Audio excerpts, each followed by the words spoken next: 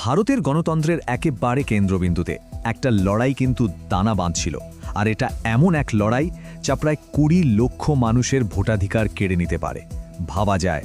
আর এই পুরো ঘটনার সূত্রপাত হয়েছিল সুপ্রিম কোর্টের এক উত্তপ্ত এজলাসে। বিষয় পশ্চিমবঙ্গের ভোটার তালিকা সংশোধন, একটা খুবই গুরুত্বপূর্ণ ব্যাপার। ২০ লক্ষ সংখ্যাটা একবার শুধু ভাবুন। রাতারাতি ২০ লক্ষ মানুষের নাম ভোটার তালিকা থেকে একেবারে স্থায়ীভাবে বাদ। এই একটা সংখ্যাই কিন্তু বুঝিয়ে দেয় যে মামলাটা ঠিক কতটা গুরুত্বপূর্ণ আর এর সাথে কত মানুষের ভবিষ্যৎ জড়িয়ে আছে। আচ্ছা, চলুন তো এই বিশাল কর্মকাণ্ডের একটু গভীরে ঢোকা যাক। এই পুরো প্রক্রিয়াটার একটা নাম ছিল স্পেশাল ইন্টেন্সিভ রিভিশন, বা সংক্ষেপে এসআইআর। মানে ব্যাপারটা অনেকটা এরকম, যেন আপনাকে বলা হলো গোটা দেশের পরীক্ষার খাতা একাই দেখতে হবে। এর পরিধিটা এতটাই বিশাল ছিল যে সত্যি কল্পনা করা মুশকিল। এই যে বিপুল প্রচেষ্টা, এর মাত্রাটা শুধু সংখ্যাগুলো দেখলেই বোঝা যায়। দেখুন, প্রায় ৬০ লক্ষ কেস রিভিউ করা হয়েছে, আর তার মধ্যে ৫৯ লক্ষ কেসের কিন্তু নিষ্পত্তিও হয়ে গেছে। মানে কোর্টেও এটা স্বীকার করা হয়েছে যে কাজটা প্রায় অসম্ভব একটা কাজ ছিল। কিন্তু এত বড় একটা কর্মকাণ্ডের পর ফলটা কি হলো? পরিসংখ্যান যা বলছে তা কিন্তু বেশ উদ্বেগজনক।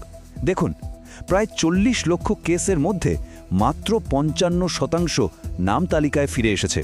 তার মানে বাকি ৪৫%, মানে সেই প্রায় ২০ লক্ষ মানুষ, তাদের নাম স্থায়ীভাবে বাদ দেওয়া হয়েছে।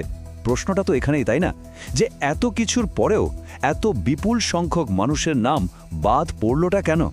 সিনিয়র অ্যাডভোকেট শ্যাম দিওয়ান কিন্তু ঠিক এই গুরুত্বপূর্ণ প্রশ্নটাই তুলেছিলেন কোর্টে। তিনি বললেন, দেখুন, এত বিচার বিভাগীয় সুরক্ষা কবচ থাকা সত্ত্বেও নাম বাতিলের হারটা কেমন যেন অস্বাভাবিকভাবে বেশি। আর সবচেয়ে বড় কথা, এরা তো কেউ অচেনা নন, প্রত্যেকেরই পরিচয় নথিভুক্ত ছিল। আর এরপরই সুপ্রিম কোর্টের এজলাসে শুরু হলো যাকে বলে একেবারে নীতির লড়াই। একদিকে নাগরিকের মৌলিক ভোটাধিকার, আর অন্যদিকে একটা সুশৃঙ্খল নির্বাচনী প্রক্রিয়ার দরকার। আদালত পড়ল এক উভয় সংকটে। ভাবুন একবার, একদিকে আছে লক্ষ লক্ষ মানুষ যাদের নাম হয়তো ভুলবশত বাদ পড়েছে, তাদের সাংবিধানিক অধিকার রক্ষা করতে হবে। আবার অন্যদিকে সামনেই নির্বাচন, তার জন্য ভোটার তালিকা চূড়ান্ত করাটাও তো জরুরি, না হলে পুরো নির্বাচনী প্রক্রিয়াটাই তো টালমাটাল হয়ে যাবে। দুটোই কিন্তু সমান গুরুত্বপূর্ণ। বিচারপতি জয়মাল্য বাগচির একটা মন্তব্য ছিল, যেটা কোর্টের অবস্থানটা একেবারে পরিষ্কার করে দেয়। উনি বললেন, দেখুন, তালিকাটা তো কোথাও একটা গিয়ে ফাইনাল করতেই হবে। আমরা তাড়াহুড়ো করতে চাই না, কিন্তু লক্ষ লক্ষ আপিল আসবে।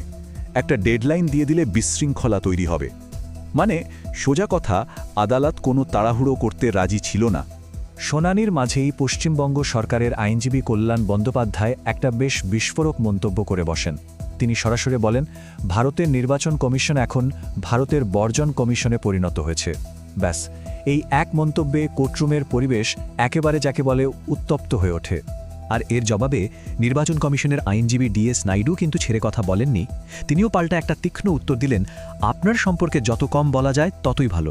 কোর্টরুমের যে একটা চাপা টেনশন ছিল, সেটা যেন এই কথা বিনিময়ের মধ্যে দিয়ে বেরিয়ে এলো। আর এটা স্পষ্ট হয়ে গেল যে লড়াইটা শুধু আইনি নয়, রাজনৈতিকভাবেও খুব সংবেদনশীল। তো এই সব টানাপোড়েনের মধ্যে সুপ্রিম কোর্ট চেষ্টা করল একটা নিরপেক্ষ আর কার্যকরী সমাধানের পথ বের করার। চলুন এবার দেখে নেওয়া যাক আদালত ঠিক কী নির্দেশ দিল। এই অচলাবস্থাটা ভাঙার জন্য কোর্ট একটা ৪ দফা প্ল্যান সামনে আনল। ১ নম্বর, ৩ জন অবসরপ্রাপ্ত সিনিয়র বিচারপতিকে নিয়ে একটা কমিটি তৈরি হবে। ২ নম্বর, এই কমিটি সব আপিলের জন্য একটা নির্দিষ্ট নিয়ম বা পদ্ধতি তৈরি করে দেবে।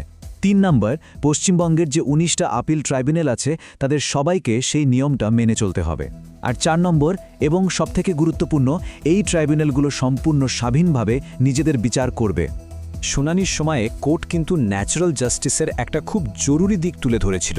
মানে ভাবুন তো, যদি আপনার বিরুদ্ধে কেউ একটা অভিযোগ করে, কিন্তু আপনাকে যদি বলাই না হয় যে অভিযোগটা ঠিক কী, তাহলে আপনি নিজের সপক্ষে বলবেনটা কি করে? ঠিক এই সমস্যাটাই হচ্ছিল। বহু মানুষ তো জানতেনই না যে কেন তাদের নামটা বাদ দেওয়া হয়েছে। শুধু তাই নয়, প্রধান বিচারপতি আরও একটা বাস্তব সমস্যার কথা বললেন, টেকনোলজির সমস্যা। ব্যাপারটা অনেকটা এরকম যে একটা বিশাল চৌবাচ্চা আপনি একটা ড্রপার দিয়ে ভরার চেষ্টা করছেন।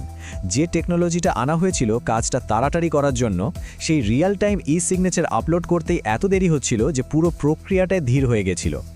তাহলে এত কিছুর পর আসল প্রশ্নটা তো থেকেই যাচ্ছে, এখন কি হবে? ওই যে ২০ লক্ষ ভোটার, তাদের ভবিষ্যৎটা কি? হ্যাঁ, আমরা আবার সেই একই সংখ্যায় ফিরে এলাম 20 লক্ষ। কারণ এই পুরো আলোচনার কেন্দ্রবিন্দুতে তো রয়েছেন এই মানুষগুলোই, যাদের ভোটাধিকারের প্রশ্নটা এখনও ঝুলে আছে। সোজা কথায় বলতে গেলে সুপ্রিম কোর্ট একটা খুব সতর্ক পদক্ষেপ নিয়েছে। আদালত কোনো রকম তাড়াহুড়ো বা ডেডলাইন চাপিয়ে দেয়নি, বরং আপিল ট্রাইব্যুনালগুলোর উপরই ভরসা রেখেছে।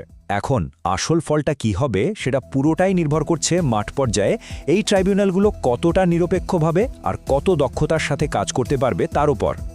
সবশেষে একটাই প্রশ্ন কিন্তু আমাদের ভাবার জন্য থেকে যায়, যখন প্রক্রিয়াটাই সবচেয়ে গুরুত্বপূর্ণ হয়ে ওঠে তখন ন্যায় বিচারের জন্য সাধারণ মানুষকে ঠিক কতটা মূল্য চোকাতে হয়?